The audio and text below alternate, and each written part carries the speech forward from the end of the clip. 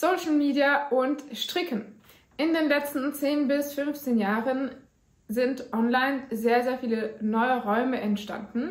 Unsere Strickwelt hat sich stark weiterentwickelt, vor allem durch Plattformen wie YouTube und Instagram. In diesem Video möchte ich mit dir besprechen, ob diese Entwicklung rein positiv oder vielleicht auch negative Seiten mit sich bringt. Mein Name ist Calypso, willkommen zu einem neuen Video von Strick mit Calypso. Ich stricke schon seit über 20 Jahren, habe also ganz schön viel Erfahrung und teile sehr gerne meine Recherchen und auch meine Projekte über das Stricken auf meinem Channel hier. Willkommen! Als Einstieg in das Video möchte ich dir erzählen, warum ich in erster Stelle mit YouTube angefangen habe. Die Idee dazu hatte ich bereits 2013, als es noch nicht so viele Videos auf YouTube gab über das Stricken. Jedoch hatte ich andere Prioritäten. Das heißt, ich musste erstmal mein Studium fertig machen und hatte weder die zeitlichen noch die ökonomischen Ressourcen, um einen Channel zu starten. Ich hatte keine gute Ausrüstung und wusste einfach nicht, wie ich da herangehen soll und hatte vor allem keine Zeit, weil ich mit Studium und Arbeit sehr beschäftigt war. Vor fast 3 Jahren habe ich den Schritt gewagt und einen YouTube-Channel erstellt, weil ich sehr gerne meine Strickteile improvisiere und ich finde, dass dabei sehr originelle Strickstücke entstehen, die ich sehr gerne mit anderen teilen wollte. Außerdem habe ich nicht mehr in Wollgeschäften gearbeitet und wollte deshalb auf eine andere Art und Weise mit anderen Strickerinnen in Verbindung treten. Schließlich wollte ich, dass mein Hobby sich selbst finanziert, indem ich es schaffe, meinen Channel zu monetarisieren und auch, weil ich sehr gerne eigene Designs mache und veröffentliche. Ich stelle euch die Anleitungen zu meinen Designs auf meiner Website und auf meinem Ravelry zur Verfügung.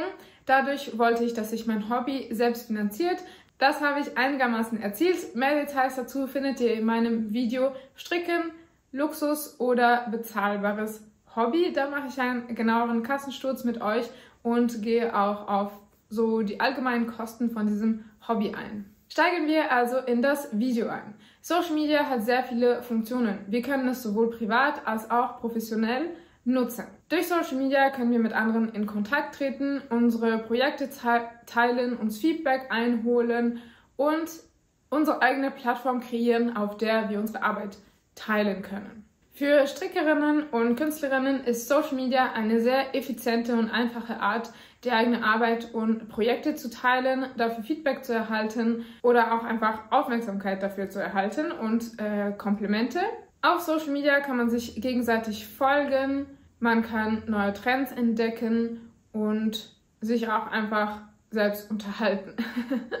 Das Besondere an Social Media ist, dass es wirklich für jeden zugänglich ist, vorausgesetzt man hat ein Smartphone und Internetzugang, kann wirklich jeder diese App runterladen und sich einen Account schaffen, anderen folgen und möglicherweise auch selbst Content produzieren.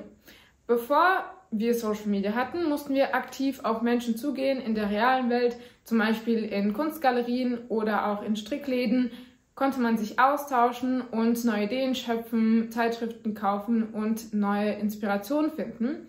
Heutzutage geht das viel einfacher und schneller durch Social Media. Man könnte sagen, dass Social Media bzw. das Internet eine Demokratisierung der Share-Kultur ermöglicht hat. Denn jeder kann teilen und jeder kann dabei sein. In diesem Video werde ich über Künstlerinnen, Kreativschaffende und Strickerinnen sprechen, weil unsere Welten sehr viel gemeinsam haben. Ich habe da sehr viele Parallelen in der Literatur entdeckt, die ich eher aus der Kunstwelt herangezogen habe, aber wir haben auch sehr viel gemeinsam eben mit der Modewelt als Strickerinnen, weil wir eben ästhetische Objekte herstellen, die auch eine Funktion erfüllen und haptisch sind. Deswegen werde ich diese Begriffe als auswechselbare Begriffe verwenden. Gerne könnt ihr meine Quellen nachlesen. Die Literatur, die ich herangezogen habe für dieses Video, findet ihr wie immer in der Infobox. Als aktive Benutzerin von Social Media helfen mir Plattformen wie YouTube oder Instagram, meine Designs vorzustellen, mit euch zu teilen und mich in der Welt da draußen zu zeigen, warum ich so stricke, wie ich stricke und wie ich mein Lieblingshobby auslebe. Außerdem kann ich weltweit Kollaborationen eingehen, zum Beispiel mit Wollmarken. Ich habe bereits mit Mademoiselle Uruguay zusammengearbeitet oder auch mit meiner Tech-Editor, die, glaube ich, in England sitzt und meine Anleitungen Korrektur liest. Dank Social Media bin ich für jede Strickerin erreichbar. Jede kann mir schreiben und mit mir in Austausch treten. Ich antworte natürlich sehr gerne, wenn ich DMs, also private Nachrichten von euch bekomme. Und ich finde, dass sogar sehr schöne Freundschaften entstanden sind, die sich zum Teil auch dann in die reale Welt verlagern können. Vor allem mit meinen Testerinnen bin ich immer in einem regen Austausch und ich würde sagen, dass wir uns dadurch besser kennengelernt haben und auch Freundschaften entstehen können. Dank Social Media habe ich immer neue Inspirationen und richtig tollen Input. Ich kann anderen Designerinnen folgen, schauen, was sie machen und umgekehrt auch. Das schafft einen schönen Austausch und man kann voneinander lernen. Mein Hobby finanziert sich einigermaßen von selbst. Natürlich darf ich dabei den zeitlichen Aufwand nicht berücksichtigen, denn wenn ich ökonomisch denke, dann lohnt sich das hier auf keinen Fall. Trotzdem habe ich sehr, sehr viel Spaß daran und nehme sehr viel für mich mit. Ich habe auch die Möglichkeit, andere zu unterstützen, indem ich die Videos von anderen schaue, Kommentare hinterlasse, ihre Videos teile oder vielleicht auch mal eine Spende mache, wenn mir der Content besonders gut gefällt. Das könnt ihr bei mir auch machen. Den PayPal-Link, um mir eine Spende zu geben, findet ihr in der Infobox. Ich schaue zum Beispiel super gerne Fruity Knitting und finde es toll, die Entwicklung von Andrea und Madeline auf ihrem Channel zu begleiten, auf eine Art an ihrem Leben teilzuhaben und durch ihren Content ganz viel Neues zu lernen. Genauso finde ich es richtig toll, dass meine Zuschauerinnen mich auf meinem Weg begleiten, Kommentare hinterlassen und mittlerweile erkenne ich auch sehr, sehr viele Namen in den Kommentaren wieder. Das freut mich immer ganz, ganz doll. Vielen Dank dafür. Social Media ermöglicht es uns auch über Events zum Beispiel immer Bescheid zu wissen, wie Wollfestivals, oder wir erfahren auch von Aktivitäten online, wie zum Beispiel dem Socktober, oder wir können bei einem Knit-Along mitmachen. Social Media, Instagram, Ravelry, YouTube sind also tolle Einstiegspunkte, um in neuen Gruppen sich zu integrieren und zusammen zu stricken. Durch Social Media erfahren wir auch von Sales, zum Beispiel wie beim Shop Lieblingsgarn. Den Link zum Shop Lieblingsgarn findet ihr in der Infobox. Wenn ihr mich unterstützen wollt, dann würde ich euch bitten, direkt über diesen Link beim Shop Lieblingsgarn einzukaufen. Es gibt da regelmäßig Rabatte. Bei Social Media laufen also sehr, sehr viele Fäden zusammen, die es wirklich erleichtern, neue Informationen zu finden, neue Kontakte zu knüpfen und ganz viele andere tolle Sachen zu machen. An dieser Stelle möchte ich aber die rosarote Brille abnehmen und ins Eingemachte mit euch gehen, was Social Media und die Strickwelt angeht und verstehen, ob es tatsächlich nur positive Sachen gibt an Social Media und Stricken, ob sich das gegenseitig nur auf gute Art und Weise beeinflusst oder ob man da auch ein paar negative Punkte hervorheben kann. Heute ersetzt das Internet sehr viele persönliche Begegnungen. Das ist auf eine Art auch schade, denn dadurch werden Beziehungen oft utilitaristisch. Das bedeutet, sobald man diese gemeinsame Aktivität abgeschlossen hat, verliert man sich wieder aus den Augen und gerät in Vergessenheit, weil diese Beziehung dann ihre Funktion erfüllt hat. Wie authentisch Begegnungen durch Social Media sein können, ist also etwas willkürlich und kann auch zu Enttäuschungen führen. Das Internet kann Arbeitsprozesse vereinfachen und den Arbeitsaufwand reduzieren, sowohl auch Hürden verringern, Arbeitsprozesse zu erledigen.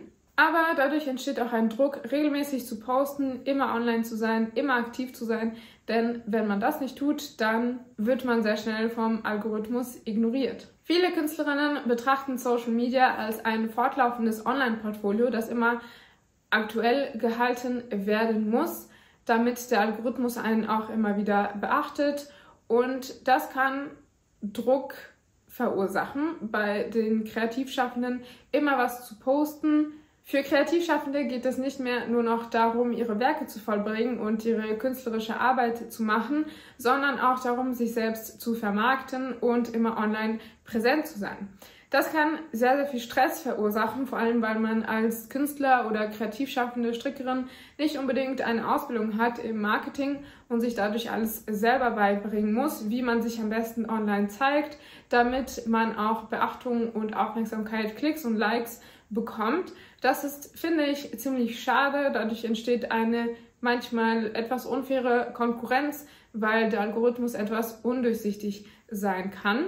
Außerdem nimmt diese eigene Vermarktung auch sehr, sehr viel Zeit in Anspruch, die nichts mit dem künstlerischen Schaffen oder wenig mit dem künstlerischen Schaffen zu tun hat und dadurch auch Zeit vom künstlerischen Schaffen wegnimmt, die man dann in das Marketing investieren muss. Obendrauf ist Marketing eine andere Disziplin als eben die künstlerische Arbeit, die ich mache, also das Stricken. Videos machen und Stricken sind zwei verschiedene Sachen. Wie bereits erwähnt, habe ich mit YouTube angefangen, um meine Designs vorzustellen und mich selber zu promoten, denn es reicht nicht, einfach meine Anleitungen auf Ravelry zu stellen, damit sie sich auch verkaufen. Ich muss sie auch promoten, in die Welt bringen und zeigen, um Aufmerksamkeit zu bekommen und ein paar wenige Verkäufe zu generieren. Das mache ich alles durch Learning by Doing und dank eures Feedbacks. Trotz des hohen Zeitaufwands habe ich also keine Garantie, dass meine sogenannte Marketingstrategie, die ich vielleicht mir genauer zu Herzen nehmen könnte, funktioniert. Ich weiß also nicht, lohnt sich überhaupt diese Mühe, funktioniert diese Marketingstrategie, die ich nicht wirklich habe, und wie nachsichtig ist der Algorithmus mit mir, wie sehr pusht er meine Videos, meinen Content, damit ich auch Feedback und Aufmerksamkeit von euch bekomme. Das ist eine sehr große und schwierige Frage zu knacken. Es gibt da keine magische Formel.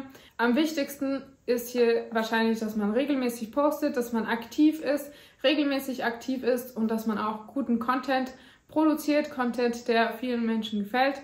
Aber das ist noch eine andere komplizierte Frage. Unabhängige kreative Köpfe wie ich haben oft nicht das Budget, um Teile der Arbeit auszulagern. Das Einzige, was ich auslagere, ist das Tag-Editing von meinen Anleitungen, weil ich möchte, dass es eine Qualitätskontrolle gibt, und außerdem habe ich einen 40-Stunden-Job. Das heißt, ich habe auch nicht den Kopf noch und die Zeit dafür, die Größen auszurechnen und die Anleitungen perfekt zu formulieren. Das heißt, ich beauftrage einen Tag-Editor, die das für mich macht, die Größen ausrechnet und nochmal eine Qualitätskontrolle auf meinen Anleitungen macht, damit ich auch qualitativ hochwertige Anleitungen zu euch bringen kann. Das ist das Einzige, was ich auslagere. Dafür muss ich mir das Budget aber auch erstmal verdienen. Durch die YouTube-Videos schaffe ich es einigermaßen, die Kosten für den Tag-Editor zu decken. Aber das war's dann auch schon. Dieses Jahr wird wahrscheinlich nicht mal Budget für Wolle drin sein. Ich bin froh, dass ich noch einen einigermaßen schönen Stash habe von meinem Besuch beim Barcelona Knits Festival 2023 war das schon. Genau, dieses Jahr habe ich also wirklich nicht mal ein Budget für Wolle und es ist wirklich eine sehr knappe Sache.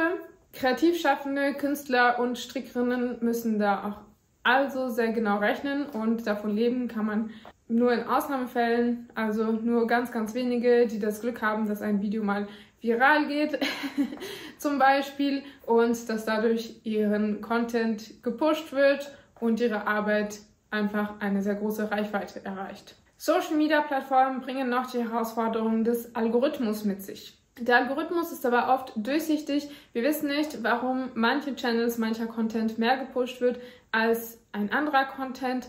Und kreativ schaffende Content Creator müssen sich immer an die neuen Regeln, die sich ändernden Funktionsweisen und Mechanismen des Algorithmus anpassen, damit die Videos überhaupt eine Reichweite erhalten. Das ist wirklich eine große Hürde, die oft schwer zu verstehen ist, womit man die ganze Zeit arbeiten muss und auch zu Frustration führen kann, wenn ein Video nicht die Klicks erreicht, die man sich erhofft hat und man sich dann selber hinterfragt. In den meisten Fällen kann man selbst aber gar nichts dafür, denn die Qualität von meinen Videos ist in der Regel konstant, oder ich würde sagen, dass sie sich über die Zeit sogar eher gesteigert hat, dass meine Videos besser geworden sind. Trotzdem kann ich aktuell nicht sagen, dass sich das in meinen Klickzahlen widerspiegelt. Deswegen bin ich auch auf euch angewiesen, dass ihr meine Videos teilt, liked und sehr viele Kommentare hinterlasst, um den Algorithmus zu signalisieren, dass meine Videos interessant sind und etwas Neues bringen. Der Algorithmus berücksichtigt auch oft weniger Content Creator, die nicht der Norm entsprechen. Das ist noch ein weiterer Punkt. Das heißt, in meinem Fall, ich mache eher originelle Dinge, ich folge nicht wirklich den Trends und das kann unter Umständen auch einen Nachteil bedeuten, weil meine Videos, mein Channel eben nicht der Norm entspricht, sondern etwas abweicht und ich würde sagen, nicht den klassischen Strick-Content euch bietet. Damit hat der Algorithmus, glaube ich, etwas Schwierigkeiten und pusht meinen Content dadurch etwas weniger. Es entsteht also bei allen Content-Creatern, glaube ich, der Wunsch, viral zu gehen, sehr viele Klicks zu bekommen. Das kann dann aber auch zu Frustration führen, wenn das eben nicht so ist. Oder auch, wenn ein Video eben stark viral geht, kann man auch von sehr weit oben dann ganz tief fallen, wenn die darauf folgenden Videos eben nicht dieselbe oder annähernde Anerkennung und Reichweite erhalten. Auf diese Frustration und diese negativen Gefühle möchte ich aber etwas später im Video noch eingehen. Was ich noch hervorheben möchte, ist, dass diese Online-Plattformen auch ein bestimmtes Format vorgeben und ich finde, dass das die kreative oder die künstlerische Freiheit etwas einschränkt. Denn zum Beispiel auf Instagram sind die Fotos auch normiert. Mittlerweile gibt es da ein bisschen mehr Optionen, aber trotzdem ist die Größe der Fotos vorgegeben oder es gibt eben andere Einschränkungen, die einen ein bisschen dazu zwingen, in das Format reinzupassen und eben Kunst oder Stücke zu schaffen, die gut in das Format, in dieses 2D-Online-Format reinpassen oder eben in dieses Videoformat von YouTube oder in die Short-Videos. Und das ist eben auch noch ein Punkt, dass unsere Aufmerksamkeit sehr, sehr stark reduziert ist und wir als Menschen dadurch kurze Videos oft bevorzugen, das heißt die Shorts oder die Reels, die eben auch sehr, sehr einschränkend sind, weil sie so kurz sind und in so kurzer Zeit kann man ja auch schwer einen komplexen Zusammenhang oder wirklich etwas sehr Interessantes darstellen, sondern eben nur sehr, sehr oberflächlich an ein Thema herangehen. Das Format von Social-Media-Plattformen ermöglicht es einem, sein Image zu kuratieren. Man kann wirklich nur das zeigen, was man zeigen möchte und es sehr genau zusammenschneiden und wirklich nur die positiven Seiten zeigen. Das kann aber auch zu einem sehr verzerrten Bild führen von der Realität. Ich zeige euch natürlich nur das, was ich euch gerne zeigen möchte und es ist sehr, sehr einfach, Fehler zu vertuschen oder Dinge anders darzustellen, als sie wirklich sind.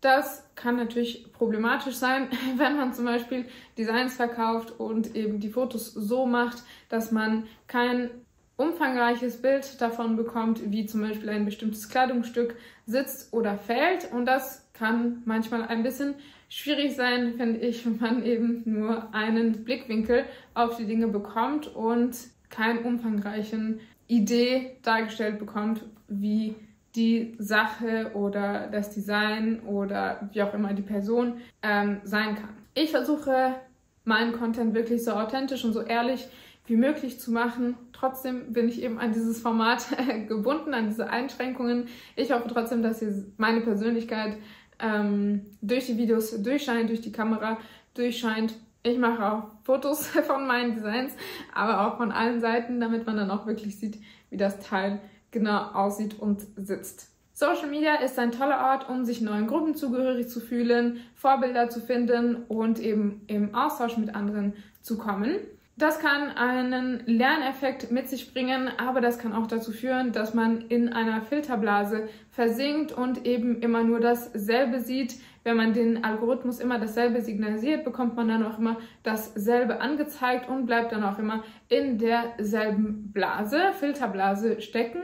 Und vergisst, dass es eben eine immense Vielfalt an Optionen, Möglichkeiten, Geschmäckern, Styles und so weiter auf der Welt insgesamt gibt. Dadurch werden bestimmte ästhetische Vorlieben befördert, wie zum Beispiel der Beige-Style, also immer als beige und grau oder so hellen Pastellfarben, oder dieser skandinavische Schick wird überall gezeigt. Es ist allgegenwärtig, wir sehen das in allen Videos und es wiederholt sich sehr, sehr stark. Dadurch entstehen Trends, die sehr dominant sein können und omnipräsent. und die Vielfalt etwas ersticken können. Nur sehr wenige wirklich Interessierte schauen sich etwas längere Videos an, zum Beispiel mein Video über synthetische VS Naturfasern, wo ich die Unterschiede erkläre zwischen synthetischen und Naturfasern und ihr dadurch eure Kenntnisse erweitern könnt und etwas informiertere Entscheidungen für eure Strickprojekte treffen könnt. Solche Videos gehen dann oft unter, weil eben der allgemeine Trend dominiert. Das finde ich persönlich ein bisschen schade. Wie steht ihr dazu? Schreibt es gerne in die Kommentare. Auf jeden Fall finde ich, dass wir mehr als genug Videos haben über den Sophie Scarf oder andere Designs oder den Ranunculus. Habe ich alles schon 1000-mal gesehen, beziehungsweise klicke ich da immer weg, wenn das auftaucht, weil ich muss es nicht noch 1000-mal sehen. Das ist natürlich keine persönliche Kritik an die Designerinnen oder an diese Designs. Sie sind natürlich super toll und es gibt einen Grund, warum die so viral und so erfolgreich geworden sind. Trotzdem ist es einfach langweilig, immer dasselbe zu sehen. Ich weiß nicht, wie ihr dazu steht. Schreibt es mir gerne in die Kommentare. Alle YouTuberinnen wünschen sich maximales Engagement auf ihrem Content. Das heißt Likes, Teilen, Kommentare, Views und so weiter. Doch oft ist es vor allem für Anfängerinnen sehr schwer, in diesem Internetdschungel durchzusteigen und zu verstehen, wie man am besten loslegt und auch dran bleibt. Social Media gibt einem den Eindruck, dass es demokratisch abläuft. Das heißt, dass alle die Möglichkeit haben, teilzunehmen und Reichweite zu erreichen. Ich glaube, dass das aber nur ein Einschein ist, der etwas biased, das heißt etwas ungenau, etwas verzerrt ist, weil wir sehen eben hauptsächlich diejenigen, die erfolgreich sind und diejenigen, die weniger Klicks haben, werden uns eben weniger angezeigt. Das bedeutet, dass wir den Eindruck bekommen, dass jeder es schaffen kann. In der Tatsache gibt es aber eben sehr, sehr viele Content Creator, die viel weniger Klicks und viel weniger Views haben im Vergleich zu denjenigen, die es schaffen. Hier gibt es also auf jeden Fall ein Ungleichgewicht, den man erst bei näherem Hinsehen und ein bisschen nachdenken, ein bisschen hinterfragen oft bemerkt. Hier kritisiere ich natürlich keine Person oder niemanden direkt persönlich, sondern versuche ein bisschen diese Strukturen und Funktionsweisen von Social Media zu hinterfragen. Der Vergleich mit anderen ist allgegenwärtig. Social Media verleitet einen dazu, sich zu vergleichen. Vor allem in unserer Gesellschaft, die sehr stark von Konkurrenz geprägt ist Social Media eben noch ein weiteres Phänomen davon. Wir können uns sehr, sehr leicht auf Social Media vergleichen, eben durch die Followerzahlen, durch die Klickzahlen, durch die Kommentarzahlen und so weiter. Das verleitet eben sehr stark, sich zu vergleichen. Nicht nur durch die Zahlen, die einem immer als erstes ins Auge springen, sondern auch durch den Content. Ich sehe, was andere machen, versuche vielleicht meinen Content anzugleichen, um möglicherweise auch erfolgreich zu sein. Oder ich versuche mir treu zu bleiben und denke, nein, ich mache weiterhin mein Ding, bleibe auf meiner Schiene und gleiche mich eben nicht den Trends an und schaue, ob das eben besser für mich funktioniert. Oder es kann sein, dass es eben nie so richtig funktioniert, aber trotzdem bleibt man lieber sich selbst treu. Sich zu vergleichen ist, glaube ich, ein automatischer Mechanismus unseres Gehirns. Vor allem eben in unserer sehr stark konkurrenzgeprägten Gesellschaft neigen wir sehr stark dazu, logisch zu verstehen, zu versuchen, warum andere so erfolgreich sind, warum andere so viele Klickzahlen haben und man selbst oder andere Creator eben nicht. Das finde ich aber keine sehr gesunde Herangehensweise. Das kann sehr schnell frustrierend sein und auch unglücklich machen. Viel interessanter oder viel sinnvoller wäre es doch, sich mit Social Media und diesem Vergleich auf eine konstruktive Art und Weise auseinanderzusetzen, um einen Lerneffekt zu erzielen. Das Problem ist aber, dass wir eben immer nur einen kleinen Ausschnitt oder einen bestimmten Blickwinkel von anderen Creatoren bekommen. Wir kennen ihre tatsächliche Lebensrealität nicht. Wir wissen nicht, wie viel Zeit, Mühe, Energie oder auch finanzielle, ökonomische, zeitliche Ressourcen sie in ihr Social-Media-Projekt stecken können, im Vergleich zu anderen, die eben vielleicht weniger Ressourcen, weniger Zeit haben. Und das kreiert natürlich ein Ungleichgewicht. Wir kennen also die einzelnen Lebensrealitäten nicht und versuchen trotzdem Schlüsse zu ziehen, die eben oft nicht funktionieren, weil wir unvollständige Informationen haben. Deswegen ist es wichtig, dass wir auf eine konstruktive Art und Weise versuchen, mit Social Media umzugehen und mit diesem ständigen Vergleichen, statt eben zu versuchen, logisch zu verstehen, warum X oder Y mehr Erfolg hat. Es ist aber leicht zu sagen, vergleich dich nicht. Wie schon gesagt, ist es viel sinnvoller, einen Umgang mit Social Media zu finden, der einen weiterbringen kann. Komplett aufhören, sich zu vergleichen, ist etwas unrealistisch. Trotzdem können wir versuchen, uns etwas weniger zu vergleichen und nur Vergleiche zuzulassen, die eben unsere künstlerische Stimme formen und einen Lerneffekt auf einen selbst hat.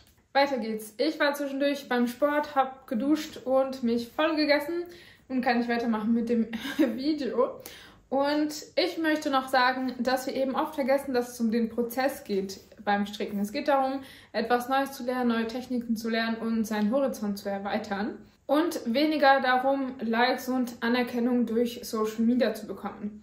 Social Media kann einen aber eben dazu verleiten, auf diese Anerkennung zu hoffen und sein Selbstbewusstsein unter Umständen auch darauf aufzubauen, was auf jeden Fall nicht so gesund wäre, beziehungsweise es kann auch am Selbstbewusstsein und am Selbstvertrauen nagen, wenn man eben nicht die Anerkennung bekommt, die man sich vielleicht erhofft.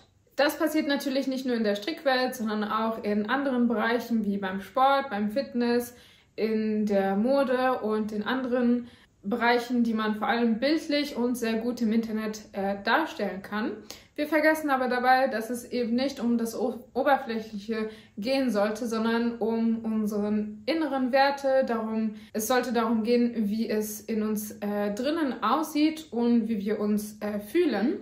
Da fällt mir der Film Inside Out ein. Das ist ein richtig süßer, unterhaltsamer und auch aufschlussreicher Film, den ich euch wirklich ans Herz lege. Ich füge euch hier ein Foto ein von dem Cover von diesem Film. Ich glaube, vor allem als Anfängerin oder neue Strickerin lässt man sich sehr leicht beeindrucken oder beeinflussen von vielen Likes und vielen Kommentaren und macht dann vielleicht bei Trends mit, die man 2 Wochen später vielleicht doch nicht mehr so toll findet oder wo die Klamotte, die dann dabei rausgekommen ist, einem doch nicht mehr so gut gefällt oder gar nicht zu einem passt, obwohl man eben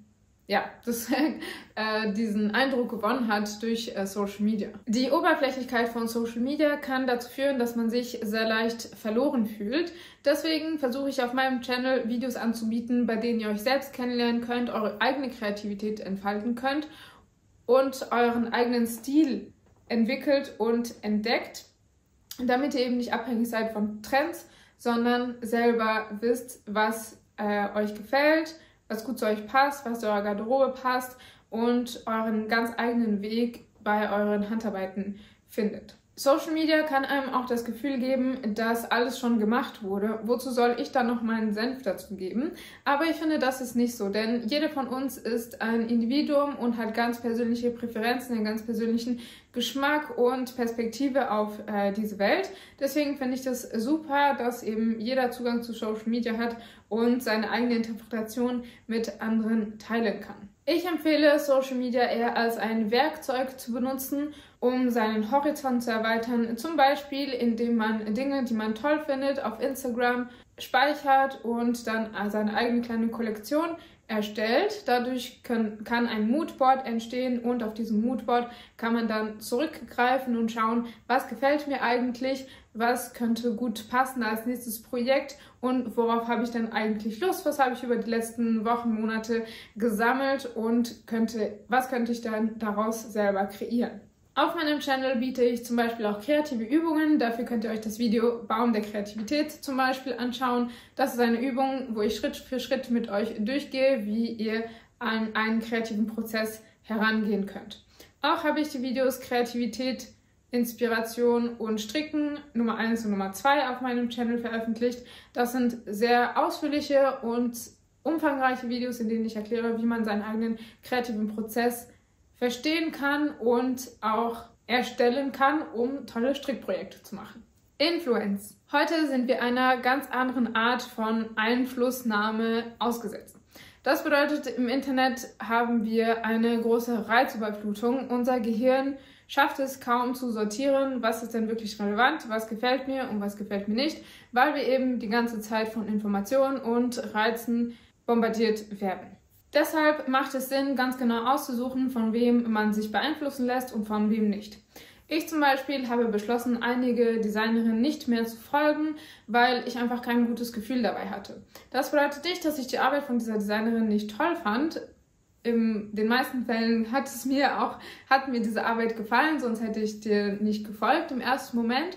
Aber ab einem bestimmten Zeitpunkt habe ich gemerkt, diese Posts in meinem Feed von dieser Designerin lösen bei mir nicht unbedingt ein positives Gefühl aus.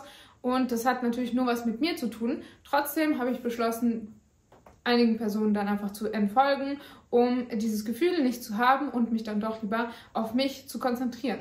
Ein Punkt, der nur zutrifft, wenn du auch eigene Designs und Anleitungen machst zum Stricken, ist, dass du oder ich jetzt, ich spreche von mir, keine wirkliche direkte Konkurrenz habe.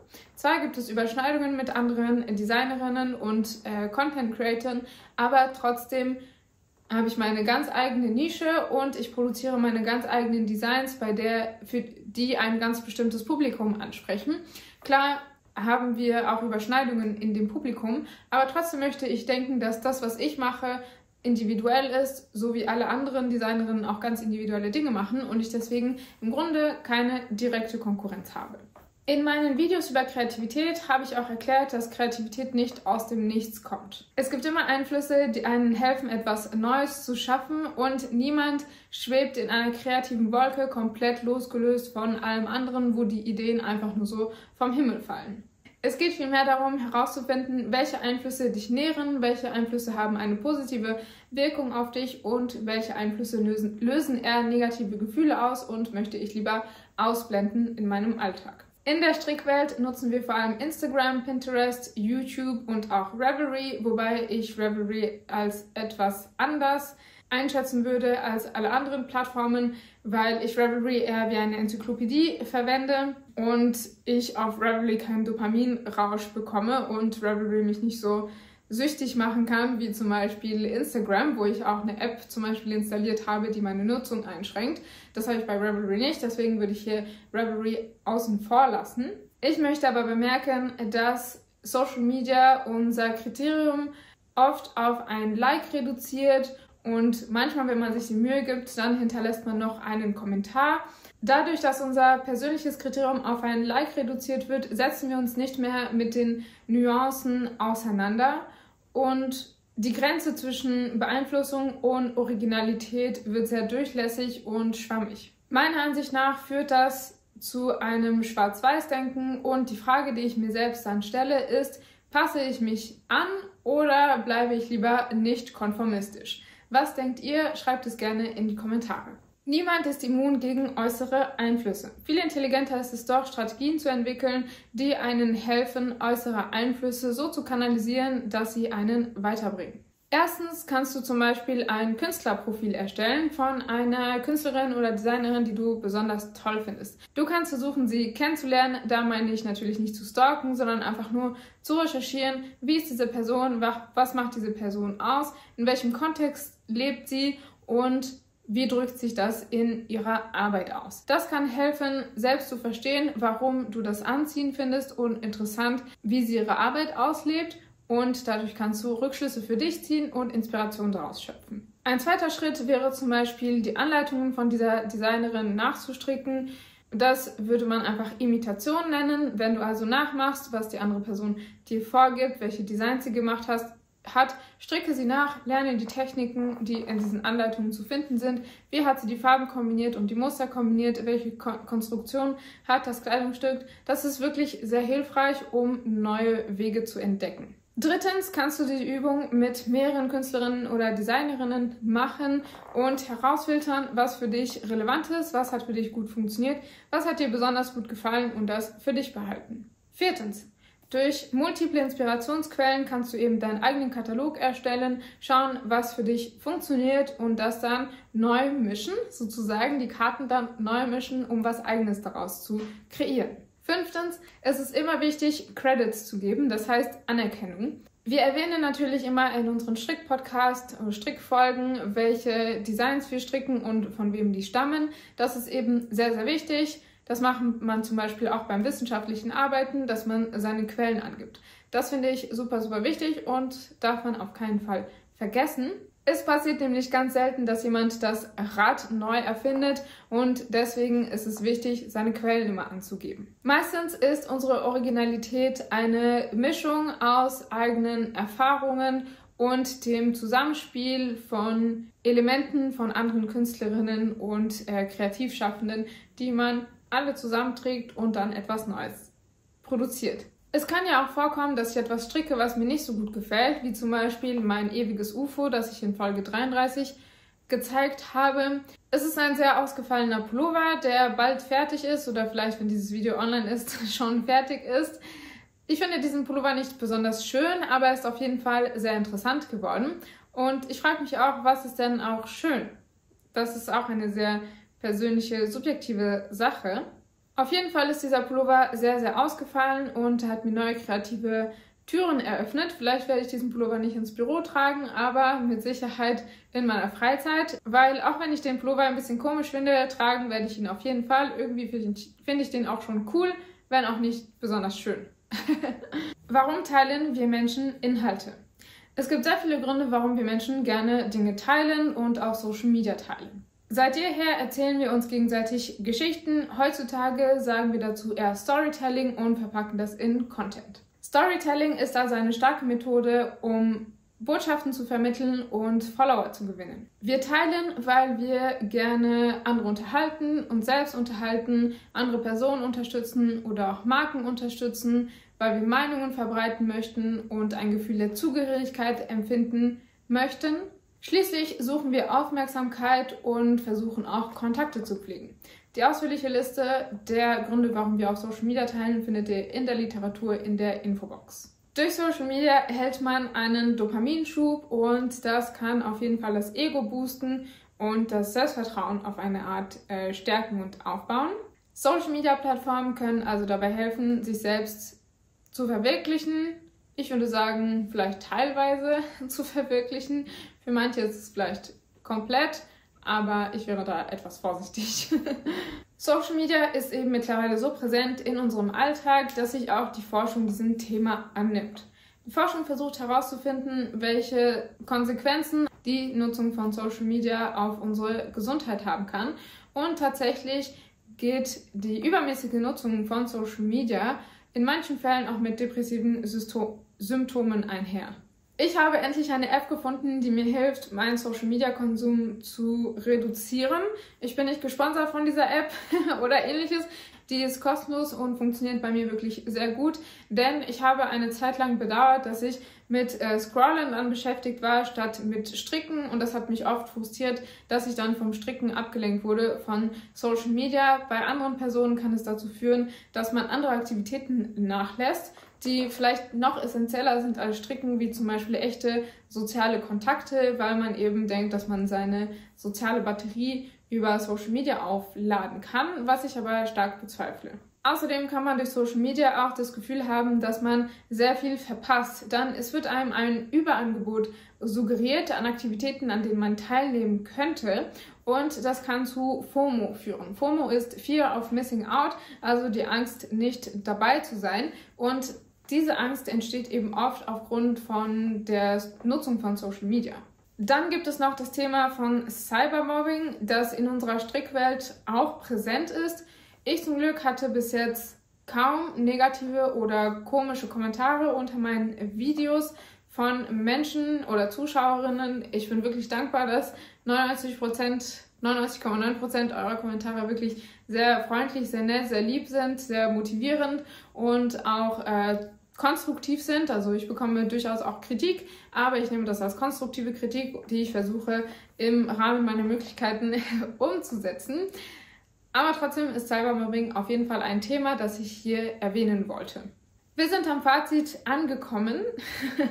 Das Posten von Fotos von euren Kunstwerken und Strickprojekten auf Social Media kann durchaus frustrierend sein, wenn man nicht die Likes erhält, die man sich vielleicht gewünscht hat. Um diese Frustration zu vermeiden, kann es zum Beispiel hilfreich sein, die Like-Zahlen auszuschalten und sich eben nicht mit den Engagementstatistiken zu beschäftigen.